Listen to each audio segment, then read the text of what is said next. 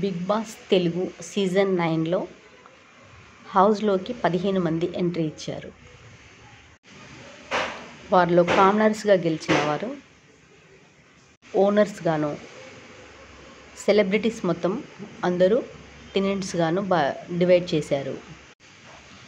Jabardasth ఇమాన్యుయల్కి, mask man Harish గారికి మధ్య గొడవ జరుగుతుంది. ఆ గొడవ గురించి మీరేమనుకుంటున్నారు? ఇద్దరిలో ఎవరు తప్పు అనుకుంటున్నారు? నేనైతే ఇమాన్యుయల్ మాస్క్ మ్యాన్ హరీష్ ఇచ్చిన చనువును అతిగా తీసుకొని తను తొందరగా మాటలు అంటున్నాడేమో అని అనుకుంటున్నాను. అతి చనువు అంత మంచిది కాదు. కొత్త పరిచయాన్ని ఇంకా కొంత అర్థం చేసుకోవాల్సి ఉంది అనుకుంటున్నాను. మీకేమనిపించిందో కామెంట్ చేయండి. ఇంకో వీడియో క్లిప్పింగ్ కోసం వేచి చూడండి. Thank you for watching my video.